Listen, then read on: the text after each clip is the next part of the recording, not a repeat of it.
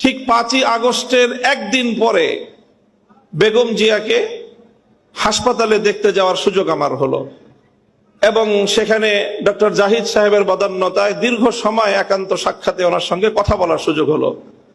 চিন্তা করেন, যেই মহিলা অশীতিপর বয়সে জীবন মৃত্যুর সন্ধিক্ষণে দাঁড়িয়ে যার দ্বারা এমনভাবে নিগৃহীত হয়েছেন, অপমানিত হয়েছেন, নিজের প্রিয় বাস্তু ভিটা তাকে ছাড়তে হয়েছে এবং জীবন মৃত্যুর মাঝামাঝি দাঁড়িয়ে বছরের পর বছর কারাগারে তাকে নিক্ষিপ্ত থেকে মৃত্যুর প্রহর গুনতে হয়েছে, যার উপর অত্যাচার এবং নির্যাতনের কোনো সীমা ছিল না, সেই বেগম জিয়া যখন জানতে পারে তার সামনেই তো ঘটছিল বাংলাদেশের এই পরিবর্তন, পট পরিবর্তন, শেখ হাসিনার এই পতন, স্বাভাবিকভাবেই তখন তো তার সঙ্গে কথা বললে প্রতিক্রিয়ার মধ্যে শেখ হাসিনার কিছু পর্যালোচনা, শেখ হাসিনার শাসনামলের কিছু জুলুম নির্যাতনের কিছু বিবরণ, তার ক্ষোভ, তার দুঃখ, মর্মবেদনার কিছু গল্প উঠে আসার কথা।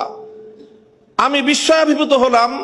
তার সঙ্গে প্রায় আধা ঘন্টার মতো আমার কথা হলো। তিনি আধা ঘন্টার মধ্যে একবারও শেখ হাসিনার নাম উচ্চারণ করেননি। তিনি পূর্ণ সময়টায় দুটি কথা বলেছেন। একটা হলো আমার মরহুম বাবা শাইখুল হাদিস সাহেবের সঙ্গে তার রাজনীতির কিছু স্মৃতিচারণ তিনি করলেন এবং আমাকে সেজন্য অভিনন্দন জানালেন। আর দ্বিতীয় আরেকটি কথাই তিনি বারবার বললেন। তিনি বললেন যে আপনাদের কথা মানুষ শুনে, আপনারা মানুষকে গিয়ে বলেন, দেশের জনগণকে গিয়ে বলেন, কেউ যেন দেশের সম্পদ নষ্ট না করে।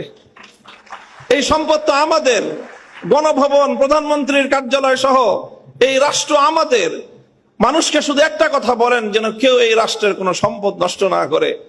আমি অভিভূত হলাম যে এই পরিস্থিতিতে একজন মানুষ, তার কিন্তু নিজের অতীত জীবনের দুঃখ কষ্ট নিয়ে কোনো ইতিহাস তার মনে নেই, তার শুধু মনে দেশপ্রেম, মানুষের ভালোবাসা, দেশের সম্পদের ভালোবাসা, দেশটা যেন এগিয়ে যেতে পারে।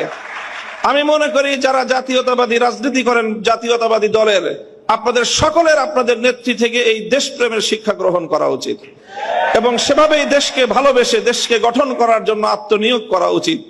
এবং আমি ওনার ব্যক্তিগত জীবন এবং তার অর্থনৈতিক স্বাবলম্বিতা সম্পর্কে যে তথ্য আমরা জানি, সেটা আসলেই বিস্মিত হওয়ার মতো যে 3 বার বাংলাদেশের রাষ্ট্রপ্রধান, প্রধানমন্ত্রী থাকা পরেও তার অর্থনৈতিক যে সক্ষমতা, তার যে সাধারণ মাত্রা, সেটা বিস্মিত হওয়ার মতোই।